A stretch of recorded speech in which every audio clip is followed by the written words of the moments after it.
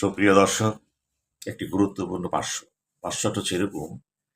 আমরা সবাই জানি জিয়া হত্যার অন্যতম আসামি মেজর মোজাফফর, তাকে গ্রেপ্তার করা হয়েছে এবং তার বয়স এখন ৭৭ বছর বয়স, অর্থাৎ ৪৫ বছর আগ থেকে তিনি পলাতক আছেন। এই ৪৫ বছর পরে তাকে ধরা হয়েছে এবং তাকে ইন্টারোগেশন করা হচ্ছে বিভিন্নভাবে। এখন তার বিচারটা কি সামরিক কায়দায় হবে নাকি বেসামরিক আদালত তার বিচার হবে, এটা কিন্তু এখন স্পষ্ট না। তো বিচার যেভাবেই হোক না কেন, আমাদের মূল কথা হচ্ছে সত্যকে বের করে আনা। এই সত্য যদি বের করতে হয় তাহলে লক্ষ্য করতে হবে এই ষড়যন্ত্রের সাথে যদি কোনো বিদেশি শক্তি জড়িত থাকে, অথবা জাতীয় পর্যায়ে কোনো নেতা যদি জড়িত থাকে, অথবা বিএনপির অভ্যন্তরে যদি কোনো শক্তি বা গ্রুপ জড়িত থাকে, এগুলো কিন্তু সহজে বেরিয়ে আসবে না। আবার আরেকটা কথা হলো, মুজাফফর মেজর মুজাফফর যা বলবে সবই যে সঠিক তা নাও হতে পারে, এগুলো কিন্তু আমাদের লক্ষ্য রাখতে হবে। মূল কথা হচ্ছে আমাদের দেখার ব্যাপার একটি, সত্য বেরিয়ে আসবে। আর সত্য বেরিয়ে আসার ব্যাপারে যদি মুজাফফর কোনোভাবে বিভ্রান্ত করতে চায়, সেটাও লক্ষ্য রাখতে হবে।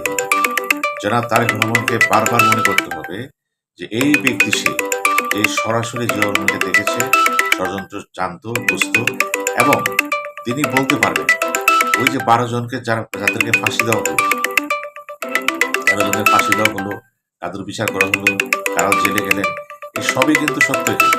এবং এখানে ত্রুটি বিচ্যুতি কোথায় ছিল, এবং এই জিয়া হত্যার সাথে আদৌ কি হোসেন মোহাম্মদের সাথে কোনো সম্পর্ক ছিল না? কারণ মঞ্জুর হত্যার সাথে বলা হয় তার সম্পর্ক ছিল। এটা নিয়ে কিন্তু তার কোর্টে কেসও ছিল এবং শেখ হাসিনা কিন্তু এর সাথে বিভিন্নভাবে এইসব বিষয় নিয়ে কিন্তু তাকে একটা কোণঠাসা করেছিলেন। এগুলি বুঝতে হবে। এবং মুজাফফরের কথাগুলো কিন্তু খুবই গুরুত্বপূর্ণ। এখন দেখার ব্যাপার, কোনো শক্তি পরোক্ষ প্রত্যক্ষভাবে হয়তো মুজাফফরকে অনেক কথাগুলোকে মিনিমাইজ করে দিতে পারে, অনেক কথাকে তারা অস্বীকার করতে পারে, অনেকভাবে তাকে ভয়ভীতি দেখাতে পারে। এটাও দেখতে হবে কিন্তু। অতএব ইন্টারোগেশন কিন্তু একটা না, ইন্টারোগেশন ছেল করতে হবে ২ বা ৩টা। এটা নিরাপত্তার জন্য। মুজাফফর কি বলল, যদি একটা ইন্টারোগেশন সেল করে হবে না, কাউন্টার করেন। কাউন্টার করলে হবে কি, সত্যটা বেরিয়ে আসবে। এবং রাজনীতিবিদরা আদৌ জড়িত ছিল কিনা, বিএনপির অভ্যন্তরীণ শক্তি জড়িত ছিল কিনা, এটা বেরিয়ে আসবে। তারেক রহমানের জন্য কিন্তু সবচেয়ে বেশি প্রয়োজন হচ্ছে, জিয়া হত্যার বিচার তো হয়েছে, আরো হবে। তার চেয়ে জরুরি হচ্ছে এই হত্যার সাথে যদি বিএনপির কোনো কিছু জড়িত থাকে বা কোনো শক্তি জড়িত বা বাইরের শক্তি থাকে, সেটা তাকে জানতে হবে।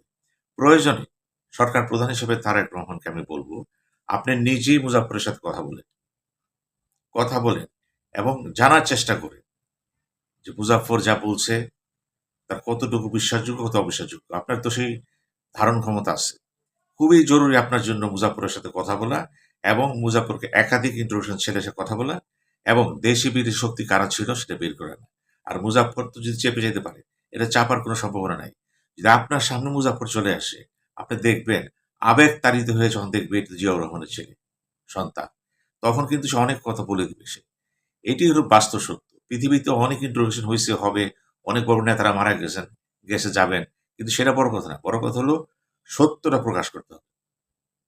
সত্য প্রকাশের একমাত্র মাধ্যম হচ্ছে ইন্টারভিউশন সেল না, একমাত্র মাধ্যম পত্রিকা লেখাপড়া করে না।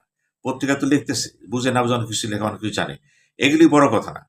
আমরা জিয়া হত্যা বিচার চাই, জাতি জিয়া হত্যা বিচার চাই। আর এই বিচারের সাথে সাথে এটাও জানতে হবে কোন বিএনপি কিনে আপনি আগাবেন, কোন শক্তিগুলি কিনে আপনি আগাবেন, কোন বিদেশি শক্তিকে আপনি মনে করবেন যে আপনার পরিবারের শত্রু, দেশের শত্রু, এই জিনিসটা মনে করতে হবে। সুতরাং জিয়া হত্যার জন্য প্রয়োজন হলে তারেক রহমানকে সরাসরি মুজাফফরের সাথে কথা বলতে হবে। প্রয়োজনে একান্তভাবে কথা বলেন, গ্রুপ নিয়ে কথা বলেন, যেভাবে কথা বলেন, কথা জরুরি। তারেক রহমান ও মুজাফফর এই কথোপকথন, এই জটলা নিরসনের জন্য অতি জরুরি, অতি জরুরি, অতি জরুরি। ধন্যবাদ।